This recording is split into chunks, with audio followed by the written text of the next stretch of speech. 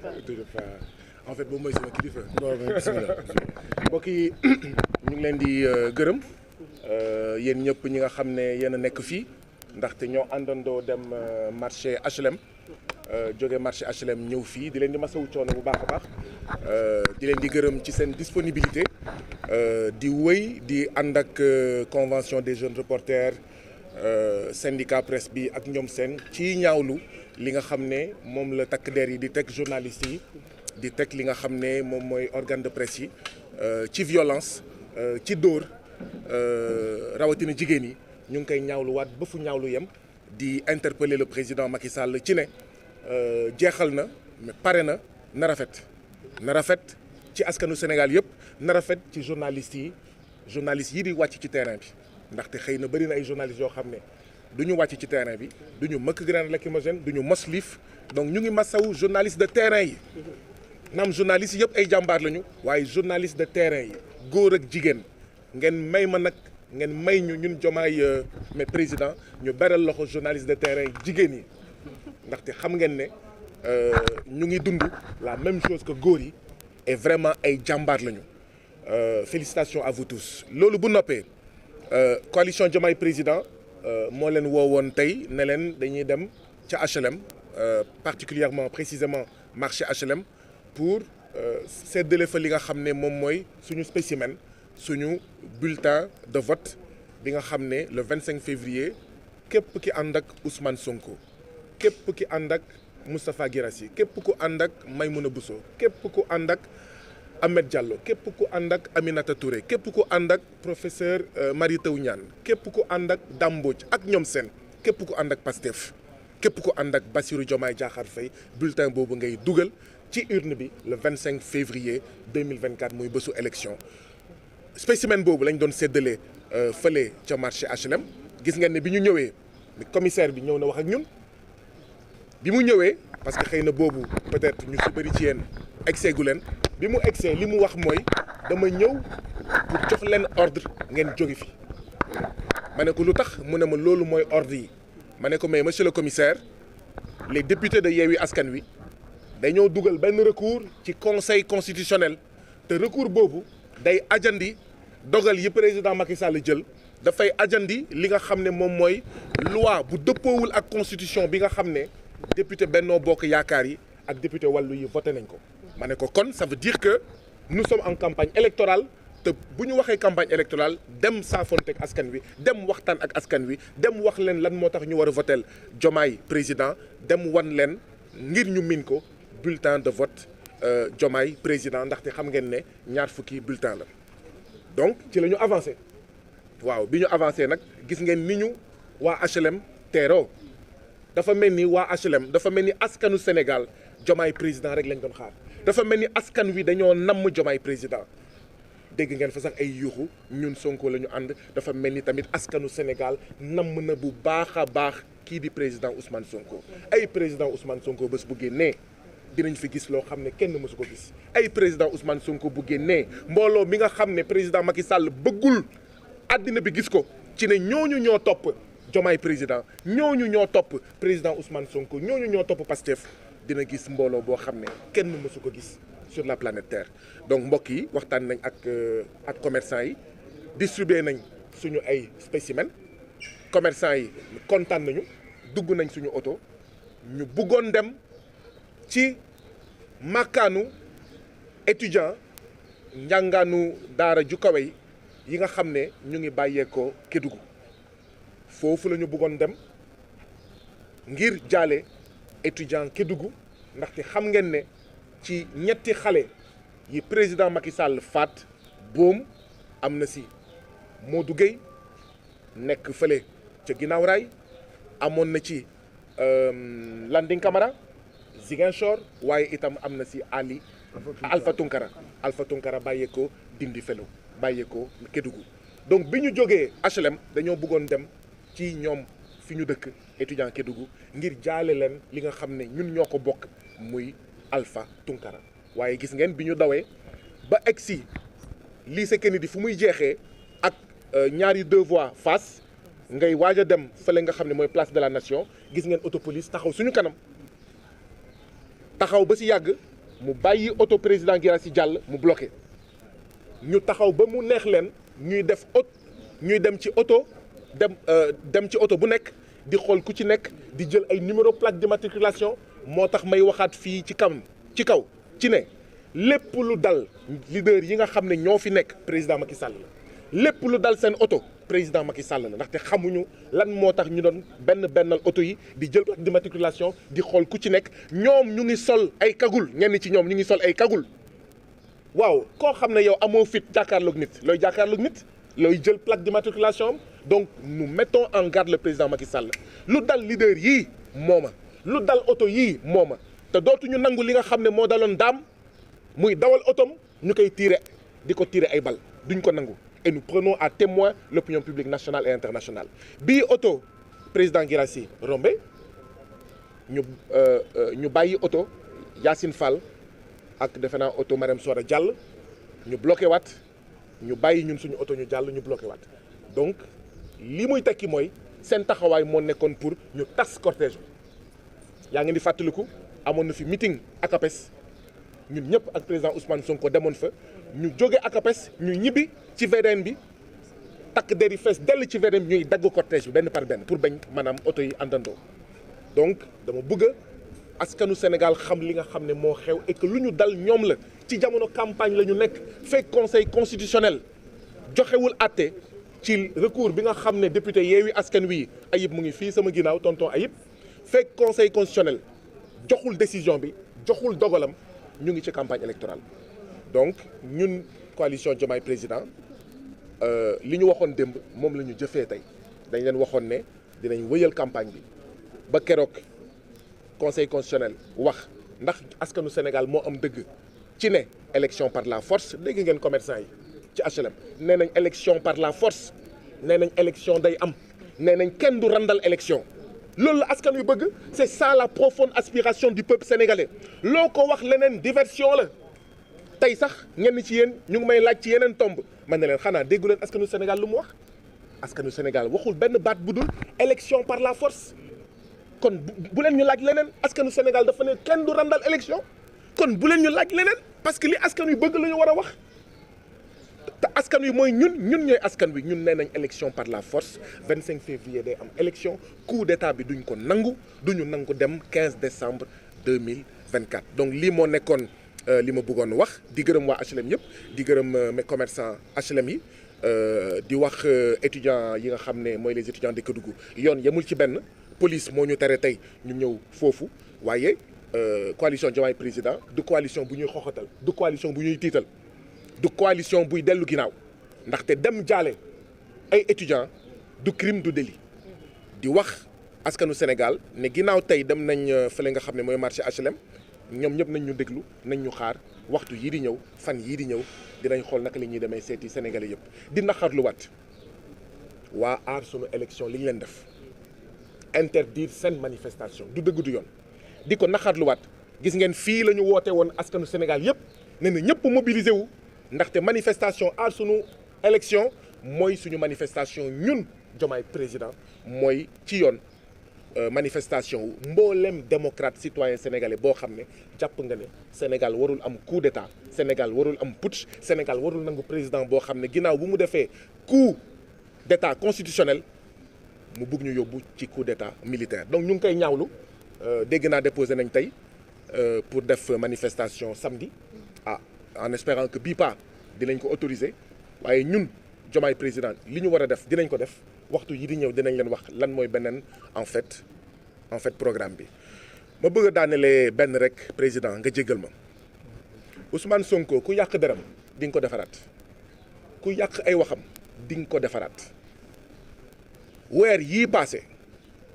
waxoon naa ko France dama koy waxaat fii weer yii passé président Macky Sall dafa yebal ca kaso ba dafa yónni ay nit yooyu waxuñu président Ousmane Sonko ne président Macky Sall moo leen yebal ñu dugg ci kaso bi ne ko dañoo bëgg nga am liberté waaye nga génn Sénégal xaw ma ndax dégg ngeen ma dañoo bëgg dinañ la génnee kaso waaye da ngay génn Sénégal balaa ñuy gisanteeg moom ci biir kaso def nañ lu ñu mën ci biir hôpital ci biir grève de la faim bi pour mu recevoir leen mu ne moo lànk. ñu ne ko Ousmane Sonko dañoo bëgg nga génn kaso da ngay génn Sénégal nga génn kaso Ousmane Sonko ne leen feebaruma génnuma Sénégal. ñu ne ko da ngay génn Sénégal dem faju ji waaw dinañ wax askanu Sénégal ne da ngaa feebar dañ la génnee Sénégal génnee la kaso pour nga dem faju ji mu ne leen man feebaruma lenn rek moo ma dal sama ñànkatang laa nam damaa gëj a lekk te ku gëj a lekk boo ko xoolee di nga ko xàmmee. mu ne leen génnuma Sénégal ma bëggoon nag wax patriote yi wax askanu Sénégal fi ngeen jàpp ci Ousmane Sonko foofu la bu leen teggi seen loxo bu leen teggi seen tànk te Ousmane Sonko waruñoo gën a gore. bu nekkoon keneen nangu na génn Sénégal mu ne man génnuma Sénégal bu dee condition bi pour génn te amul lu ma def mooy génn Sénégal génnuma kaso loolu nag am na ay weer pexe yooyu président Macky Sall nekkoon ngir génnee président Ousmane Sonko ca kaso ci pexe yooyu la nekk ba tey moo tax ngeen di dégg baat yu bari dama bëgg bu baax ngeen dégg ma baat yu bari ngeen di dégg moom mu ngi toog fu mu toog rek waxagul dara mënugul wax pexe yooyu ñu nekkoon pour génnee ko kaso génnee waale ko Sénégal niñ ko defee woon pour keneen président Ousmane Sonko lank ba tëdd ci suuf ci pexe yooyu la ñu wëy ba fan yii passé waxtu yii passé ngeen di dégg ay baat yu bari naan lii am naag lii am naag lii am naag loolu noonu ngeen di wax bi mu commencé yàgg na te président Ousmane Sonko dafa lank dafa bañ. Président Ousmane Sonko, c'est un homme de refus. C'est un homme de principe. Président Ousmane Sonko du kuy daw gisuma lu muy daw du kuy ragal gisuma lu muy ragal donc moo tax ma bëgg patriotes yi ñu ànd ak dal ñu ànd ak teey ñu ànd ak tekk wax bu jotee wax dina jib bu ma leen ñamalee loolu rek ngeen war a xam ne kon bu kenn jaxle bu kenn caalit bu kenn faale waxu kenn bu kenn faale xawma post Facebook kenn bu kenn faale li nit yi di wax rajo ak télé di jéem a yàq deru Ousmane Sonko. léegi nag askan wi dafa mobiliser wu ne maa lànk maa bañ du ñu def coup d'état du ñu randal élection loolu moo tiital président Macky Sall ba bëgg fi indi diversion ba naan xawma ay amnistie ay dialogue ay leneen c'est de la diversion. ñun li nga xam ne ci la ñu war a focus mooy élection day am 25 février président Macky Sall 2 mars 2 avril jeexal na ci bopp réew mi bu génnewee Ousmane Sonko moo ko war bu génnewulee Ousmane Sonko génne ko moo ko war bu libérer les 1000 et quelques détenus politiques moo ko war bu leen génneewul moo ko war ndaxte da leen jàpp ñoom ñëpp ci loo xam ne du dëgg du yoon ñun nañu focus élection présidentielle 25 février nañu focus ci 2 avril mooy bés bu mujj ci président Macky Sall 3 avril nag du ko fi fekk bu ko fi fekkee ñu dem déloger ko palais moo ko waxoon bu ko fi fekkee ñu taxawal gouvernement d'union nationale de transition lii mooy ordre du jour bi la désobéissance civile continue la résistance continue contre le coup d'État du putschiste Macky Sall qui nous a annoncé, qui nous a menacé qu'il préparait un coup d'État militaire. Et je le redis, des gens sont allés voir le président Ousmane Sonko il y a plusieurs semaines de cela pour lui dire, président Ousmane Sonko, nous voulons vous sortir de prison et vous allez sortir en même temps par la même occasion du Sénégal et on dira à tout le peuple sénégalais que vous êtes malade. Le président Ousmane Sonko a refusé. Le président Ousmane Sonko a dit niet. Un général d'une armée qui s'appelle peuple sénégalais ne s'enfuit pas quand son peuple souffre, quand son peuple se bat. Moi, Ousmane Sonko, général des patriotes, je ne m'enfuis pas. Duma daw, duma en arrière, duma génn réew mi, duma gàddaay fii laay toog ak sama askan bi président Macky Sall di noot. Feebaruma, daluma. Je ne suis pas malade pour prétendre face au peuple sénégalais que je suis sorti du Sénégal pour aller me soigner. Je ne mange pas de ce pain, je ne baigne pas dans ces combines. Et je voudrais attirer l'attention de tous les patriotes. Ce sont ces stratagèmes-là, ces combines-là, que le président Macky Sall est en train de poursuivre C'est pour ça que vous entendez tout le bruit qu'il y a aujourd'hui. En réalité, Macky Sall, l'APR et Benno Bokk Yakaar sont cernés de toutes parts par le peuple sénégalais et ils veulent se sortir de ce guêpier.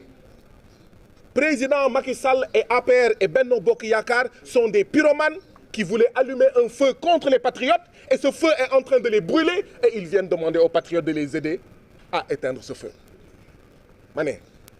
président Macky Sall dafa taal daay boo xam ne dafa waroon lakk Ousmane Sonko lakk patriotes yi lakk ñoom Moustapha Guirassy lakk ñoom Maïmouna Bousso lakk ñoom professeur Mary Teuw Niane lakk ñoom Aminata Touré ñoom Yacine Fall ak ñoom seen lakk mboolem aji bëgg askan aji bëgg réew ñoom Marème Soda mais Marème Soda moom mooy présidente majeure et donc daay boobu di ko lakk moom mais commencé ko lakk moom président Macky Sall moom APR même moom Benno Bokk Yaakaar léegi nag muy ñëw bëgg a ñëw ci Ousmane Sonko ci ci Pastef ci Diomaye président ak ci patriotes yi pour ñu fayal ko daay bi nga xam ne moom moo ko taal pour sànk ñu ñun ñëpp sànkaale askanu Sénégal lii mooy wax ji de te ñun Diomaye président Ousmane Sonko lii waa HLM wax moom la ñu wax. Élection le 25 février 2024 le 2 avril 2024 mooy jour bu mujj pour le président Macky Sall donc ce sont les mêmes combines que le président Macky Sall est en train de poursuivre. C'est pour ça que vous entendez plein de choses ces derniers jours. Mais nous restons focus. Nous disons aux patriotes, quand vous avez un leader qui s'appelle Ousmane Sonko et que le président Macky Sall veut le faire sortir de prison et du Sénégal et qu'il refuse et qu'il résiste dans sa cellule, eh bien, nous n'avons rien à craindre. Nous n'avons aucun doute à avoir. Et que nous avons aujourd'hui au Sénégal le meilleur général qui soit, le meilleur leader qui soit. Et donc, n'écoutons pas les Cassandres. N'écoutons pas ces sons de cloche qui, en fait, font du tintamarre pour tenter de discréditer Diomaye président, pour tenter de discréditer Pastef et son leader et son candidat Ousmane Sonko et Bassirou Diomaye Faye. Voilà, Président, je voulais ajouter cela parce que par ces temps troubles où certains racontent n'importe quoi, disent des contre-vérités, alimentent gratuitement dans un dessein que l'on connaît des rumeurs infondées. Sachez que ça fait des mois que le président Macky Sall cherche à sortir Ousmane Sonko de prison et du Sénégal et il refuse vaillamment, il refuse courageusement, il refuse patriotiquement. À nous de suivre son exemple, à nous de suivre son modèle, nous qui sommes en liberté, nous qui ne sommes pas en prison, jusqu'à la victoire, c'est-à-dire jusqu'au départ du président Macky Sall, jusqu'à l'élection présidentielle du 25 février 2024. Je vous remercie. Vous pouvez revenir en français par rapport à l'alerte des numéros des membres de la coalition Diomaye 24 qui ont été relevés. Oui, nous avions annoncé que la coalition Diomaye président allait poursuivre sa campagne électorale parce que tout simplement le recours déposé par les députés de Yewwi Askan Wi au niveau du Conseil constitutionnel suspendait les décisions du président Macky Sall, suspendait la loi anticonstitutionnelle votée par les députés Benno Bokk Yakaar et Wallu. Et comme nous sommes des légalistes, vu que ce recours est suspensif, ça veut dire que nous devons poursuivre la campagne électorale. Et donc nous avions annoncé qu'aujourd'hui, nous allions distribuer les spécimens de Diomaye président au marché HLM. Ce que nous avons fait. Et nous en profitons pour saluer, remercier et féliciter les populations des HLM, les Sénégalais qui étaient au marché HLM aujourd'hui parce qu'ils nous ont accueillis chaleureusement. Vous en êtes témoins. Cela montre tout simplement que la seule coalition qui existe aujourd'hui est la plus forte, la plus demandée, la plus attendue, la plus réclamée dans ce pays-là est la coalition du président Ousmane Sonko. Je veux nommer la coalition Diomaye président. Vous avez entendu les Sénégalais que nous avons croisés aujourd'hui. En chœur, ils disent tous, élection day am. Par la force, élection day am. Élection par force, ken du randal élection. Autrement dit, il y aura des élections par la force. Quoi qu'il advienne, il y aura des élections. Autrement dit, nous n'acceptons aucun report de l'élection présidentielle. Autrement dit, nous n'acceptons pas le coup d'État constitutionnel du président Macky Sall et qu'il doit y avoir une élection le 25 février 2024. Et donc, quand nous avons terminé là-bas, peut-être bien avant, quand nous sommes arrivés au marché HLM, vous avez vu que le commissaire des HLM est venu vers nous. Il nous a dit, eh bien, je vous donne l'ordre de quitter les lieux. Pour quelle raison? Il répond, parce que tout simplement, ce sont les ordres. Et nous lui avons fait, nous, Coalition Diomaye Président, eh bien, votre ordre est manifestement illégal et nous ne l'appliquerons pas parce que vos ordres ont été suspendus par le recours du groupe parlementaire Yewwi Askan Wi qui a fait un recours au niveau du Conseil constitutionnel contre la loi anticonstitutionnelle votée par Benno Bokk Yakaar et Wallu. Et donc, ça suspend cette loi, ça suspend le décret du président et donc la campagne électorale commence. Et dès que nous lui avons dit cela, il n'avait pas d'autre choix que de nous laisser poursuivre notre activité, à savoir aller à la rencontre des Sénégalais du marché HLM. Et ça a été une communion. Et nous en sommes heureux. Voilà. Et nous sommes partis après, sous la direction du président Guirassy. Nous devions aller à l'immeuble des étudiants, mais Kédovin, c'est-à-dire de Kédougou, pour aller leur présenter nos sincères condoléances. Nos sincères condoléances après la tragédie, après le drame que constituent les assassinats de trop, particulièrement dans le cas d'espèce de Alpha Tunkara, fils du Sénégal, fils de Kédougou, fils de Dindi Fellow, qui est parti dans la fleur de l'âge dans des circonstances très dramatiques. Et nous pleurons encore sa mort. Et nous faisons corps avec les populations de tout le Sénégal, particulièrement de Kédougou, particulièrement de Dindi Fellow, pour leur dire votre douleur est notre douleur, votre tristesse est notre tristesse, et cette mort ne restera pas impunie. Nous voulions aller donc présenter nos condoléances aux étudiants Kédovin, et à hauteur du lycée Kennedy, avant la place de l'Obélisque, vous avez vu les policiers débarquer de nulle part pour nous empêcher de progresser. Ils ont laissé après la voiture du président Guirassy partir et ils ont bloqué. Ils ont laissé Marem Soda de Majeur partir et ils ont bloqué. Ils ont laissé Yacine partir et ils ont bloqué. Et donc, autrement dit, cette stratégie était une stratégie consistant à disperser, à sectionner notre caravane, comme il l'avait fait à l'époque quand nous quittions le meeting de la CAPES et que nous passions par la VDN pour aller accompagner le président Ousmane Sonko chez lui. Vous aviez vu comment les gendarmes nombreux sur la VDN ont sectionné cela. Et nous dénonçons cela. Parce que nous sommes en campagne électorale. Ce que la police a fait aujourd'hui est illégal. Est tout simplement illégal. Et ça ne restera pas impuni. Et nous demandons au président Macky Sall de les ramener à l'ordre, de les rappeler à l'ordre. Parce que dans les heures à venir, nous informerons le peuple sénégalais des prochaines étapes de cette caravane, de cette campagne électorale. Avant de nous laisser partir, ils ont pris les numéros de plaques d'immatriculation de chaque voiture. Ils ont regardé dans chaque voiture qui y était. Et je voudrais prendre l'opinion publique nationale et internationale à témoin. Tout ce qui arrivera à Guirassy et à sa voiture, à Maïmouna Bousso et à sa voiture, à Marem Soda et à sa voiture, à Ahmed Diallo et à sa voiture, à Yacine Fall et à sa voiture, à Aminata Touré et à sa voiture, à Doudou Sidibé et à sa voiture. La liste est loin d'être exhaustive. Tout ce qui leur arrivera, le seul et premier responsable sera le président Macky Sall. Nous n'accepterons pas la transformation du Sénégal en Far West. Nous n'accepterons pas que ce qui est arrivé à Dambodj, que nous dénonçons encore et nous attendons l'identification des coupables, que cela arrive à un des leaders de Diomaye président, mais que ça arrive tout simplement à tout autre citoyen sénégalais. Nous ne l'accepterons pas et nous prenons à témoin l'opinion publique nationale et internationale. Qu'est-ce qu'ils vont faire avec nos plaques d'immatriculation? Qu'est-ce qu'ils vont faire avec nos voitures? Ils étaient encagoulés et ils nous regardaient les yeux dans les yeux alors que nous n'avions pas de cagoule. Nous prenons l'opinion publique nationale et internationale.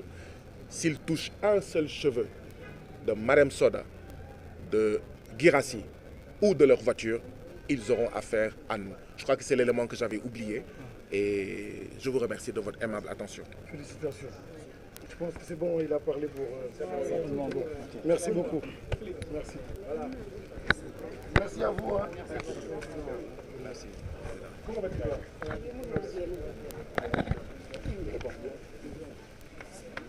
ñu téye ma otage fii.